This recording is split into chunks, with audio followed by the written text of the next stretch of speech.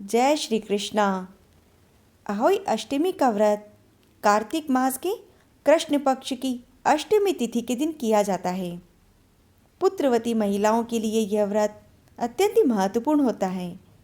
माताएं अहोई अष्टमी के दिन व्रत रखकर उपवास रखती हैं और सायंकाल तारे देखने के बाद ही इसका पूजन किया जाता है। आइए सुनते हैं अहोई अष्टमी की व्रत कथा को। एक बार की बात है, एक गांव में एक साहूकार रहता था। उसके 7 बेटे और एक बेटी थी। उसके सातों बेटों की शादी हो चुकी थी। एक बार दिवाली से पहले कृष्ण पक्ष की अष्टमी तिथि को उसकी सातों बहुएं अपनी इकलौती ननद के साथ जंगल में खदान में मिट्टी लेने गई। जब ननद मिट्टी खोद रही थी तभी वहाँ पर एक स्याही की मांद थी।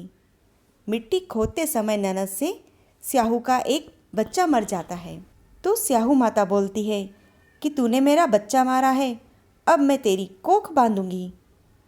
तब ननद दुखी होकर अपनी भाभीयों से कहती है कि भाभी, मेरे बदले में आप कोई भी अपनी कोख बंधवा लो। लेकिन उसकी 6 बड़ी भाभीयों ने तो मना कर दिया। लेकिन छोटी भाभी तैयार हो जाती है और वह अपनी कोख बंधवा लेती है। अब वह सब मिलकर घर आती हैं।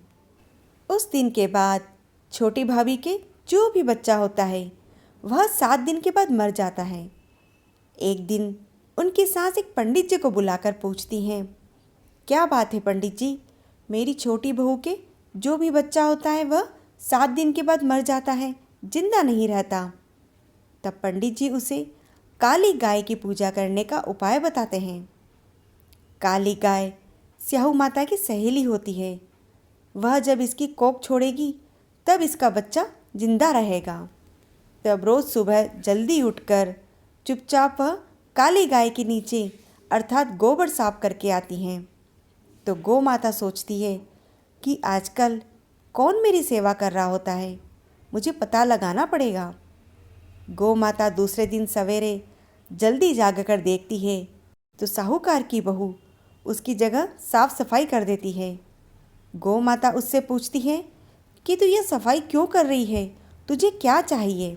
तो साहूकार की बहू बोलती है कि स्याही माता आपकी सहेली हैं, उन्होंने मेरी कोख बांध रखी है, इसीलिए मेरा बच्चा होते ही मर जाता है। कृपया आप मेरी कोख खुलवा दो। गौ माता कहती है ठीक है, और वह बहू के साथ 7 समंदर पार जाने को तैयार हो जाती हैं।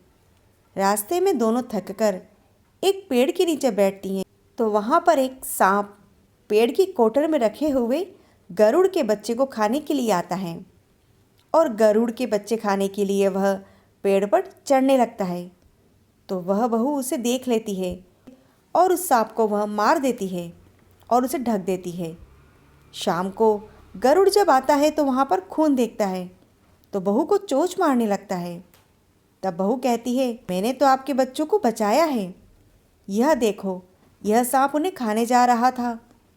तो गरुड़ उसे बहुत ही धन्यवाद देता है, उसका उपकार मानता है और उससे कहता है कि मैं तुम्हारी क्या सेवा कर सकता हूँ। बहू कहती है कि मुझे और गौ माता को 7 समंदर पार करवा दो। तब गरुड़ पक्षी उन दोनों को अपनी पीठ पर बैठाकर स्याहू माता की यहाँ पहुँचा देता है। स्याहू माता अपनी सहेली को देखकर बोलती हैं कि बहन, तू बहुत दिनों में आई है, और फिर कहती हैं कि मेरे सिर में जुएं पड़ गई हैं। तब साहूकार की बहू सलाई लेकर उसकी जुएं निकालती हैं, जिससे स्याहू माता खुश हो जाती है और बोलती है कि तूने मेरी बहुत सलाई गेरी है, इसीलिए तेरे 7 बहू और 7 बेटे होंगे। तब बहू बोलती है कि मेरे तो एक भी बेटा नहीं है, 7 कैसे होंगे। स्याहू माता पूछती हैं कि क्या बात है। तब बहू बोलती हैं कि आप वचन दो तो मैं बताऊं।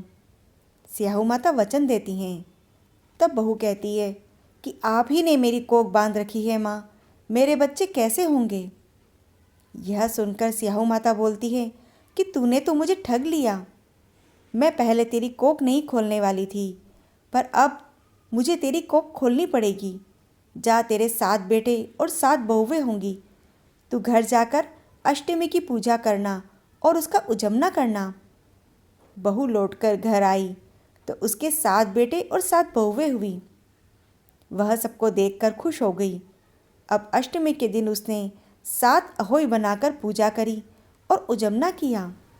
इधर जेठानियाँ आपस में कहने लगी कि जल्दी जल्दी अहोई माता को ढोक देकर पूजा कर लो, और उनके बच्चों से कहती हैं कि जाओ चाची के घर देख कर आओ कि वह अभी तक रोई क्यों नहीं।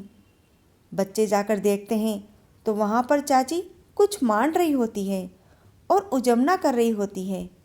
वे जाकर अपनी माँ को बताते हैं। यह सुनते ही जेठानियाँ दौड़ी दौड़ी उनके घर आती हैं और उससे पूछती हैं कि तेरी कोख कैसे छूटी।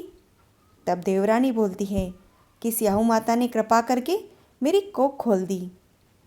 हे स्याहू माता, जैसे उस बहू पर आपने कृपा करी वैसे सभी पर करना, सबकी संतान को निरोगी रखना।